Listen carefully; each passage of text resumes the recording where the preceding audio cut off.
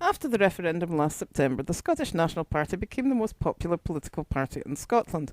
The reasons for this may seem unclear to people who do not understand Scottish culture. Before I go into that, here is my own position. As a former interviewer for a research organisation that formerly worked extremely closely with national government, I was initially a no. I just could not permit myself the space to consider whether Scotland could afford the number of disabled, long-term sick or unemployed people that we support without the ultimate insurance of the UK. When I finally discussed it with a friend who has a lot more interest in domestic politics than I am, I made the decision to take the risky yet positive yes route. Why did I change my mind? Certainly not because of oil revenue. Oil doesn't really affect Glasgow, it barely affects most of Scotland. The chattering classes on the East Coast would tell you something different, but the chattering classes on the East Coast are not really considered to be terribly pro-Scottish by most of Scotland. There are logistical reasons for this that most Scots, never mind anyone else, do not really understand. There is also a strong sense of rivalry between East and West, which historically far outweighs anything as mundane as the price of oil. So first, the East-West divide.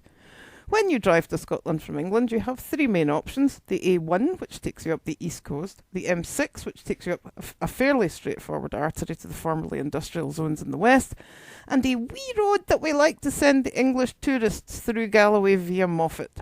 The Moffat Road allows you to delude yourself that you are seeing pretty parts of Scotland, whilst gently directing you towards Edinburgh. It never fails to make me chuckle.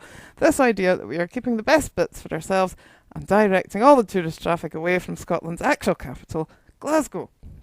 I have lived in both cities as well as a considerable number of other areas in Scotland, and contentiously I can tell you it's a lot easier to live as a single person in Edinburgh. Like Kent, it has a steady through traffic of incomers and an arguably more cosmopolitan atmosphere generally. Like Kent, although people are generally less friendly, they're actually a bit more tolerant of strangers. I have shocked many an Edinburgh native when asked about the two cities when I have said this, as they assume a natural rivalry exists. No, we in Glasgow are quite happy for Edinburgh to accommodate all the tourists they want. It keeps the place tidy for the extended clans that prefer to do Scottish business and shopping in Glasgow from most of the rest of Scotland, including places that are actually nearer to Edinburgh. Glasgow is designed for mercantile and domestic business. Central Edinburgh is designed for something somewhat more genteel and anglified. So, what implications does the information I've given you so far have for the new Scottish culture that has developed since the referendum? What do Ewan McColm, J.K. Rowling and What About My Pension History Woman, all aggressive unionists, have in common? They are all residents of Edinburgh. They genuinely believe that their self-hating and often ill-informed opinions reflect the views of most of Scotland because they are assured by their positions that the masses really care what they as individuals think. JK, as it turns out, is a titanic egotist that believes the slavish followers that hang on her every word without any alternative information to her apparent dislike of the country she is choosing to throw her money around in. They are apparently unconcerned who they're bombing and whose house gets fracked, as long as they are right. Ewan even tried to tell me that the SNP were at fault for the activities of SEPA, an organisation I am familiar with from my days working for the main utility companies in Scotland. Sorry, Ewan, but SEPA have never done what they say in the tin. It has nothing to do with the SNP, a party somewhat fettered by its own democracy. As a result, many unthinking no voters believe that the question of Scottish independence is akin to a primary school exam question. It is multiple choice, and all they have to worry about is getting the answer right. They do not like the couthier elements of the SNP or the devotion shown by some supporters, particularly those who are formerly left-wing activists, and they do not trust that anybody in Scotland has sufficient wit to run a country.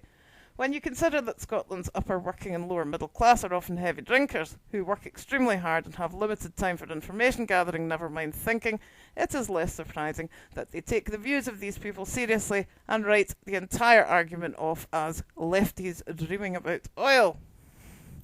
As the Scottish voting public have demonstrated since the referendum, The question of independence for yes voters is not at all about oil. Whether you are left or right wing, it is about your idea of what a nation is, your level of self-confidence as a person as well as a nation, and your opinion of how well the UK functions for you as an individual. I am sure that if you're a mean-spirited academic worrying about your pension, a fearful author worrying about your house getting burgled by poor people, or a minor journalist who just wants to be in with the UK BRICS, the idea of independence is very frightening. If you are a cultural observer, however, it is more of a question of how one would go about making the country work for people who have been forced to accept a culture of loss, historically, industrially, and in terms of the lose-to-win social housing rules. What Scotland actually needs is a generation of factories in order to achieve future generations of bankers, engineers and designers to move the entire country forward. Are we likely to achieve that by ensuring that we are under Tory rule from the overpopulated England? Many middle-class thinkers in Glasgow apparently think not, going by the referendum result. Despite an ingrained class tension exemplified by a friend of mine from Pollokshaws, who, despite a 50 grand a year job as a builder, cannot imagine owning a house because he has no capital like the middle-class cunts. Glasgow apparently has the confidence that Edinburgh appeared to lack at the time of the referendum. What my friend requires, apparently, is an injection of morale that people like Rowling and Macomb cannot find in their hearts to provide in the country they choose to live in. Good luck with that stinking self-hatred you're punting. Meanwhile, the English media would have the snarling chavs believe that the Scots are whinging cowards, milking the teat of English supremacy while complaining about their lot. They have been trained to think this by enthusiastic misinformation, and they are very good at hating whomever they are told to hate. Hating is apparently much easier than thinking, or hoping, or building anything new. It requires no energy at all. What the SNP bad crew do not understand is that the SNP are a conduit. They are not just one party. Many of us in the party detest the Couthier elements, but it does not mean that we will cease to support the SNP for as long as it takes to rebuild our country and create a new basis for healthy discussion. No, we do not sit over a brazier discussing the good old days of scraping a living off the croft, people working in mines or tales of shipbuilding. Yes, we are aware that there will be decades of hard work, just to persuade people that it's okay to think, okay not to hate, okay not to rely on past wounds for guidance. What we all have in common is this dream of self-determination, unchained to the desires of public schoolboys lining their pockets with backhanders, defence spending and welfare pensions which relentlessly punish people who are without hope due to a lack of strategy from the top. My view comes from one of the most stratified cities in the country. Nevertheless, unlike to the impoverished no voters, we managed to agree on one thing. Scotland needs to be Scottish in order to progress.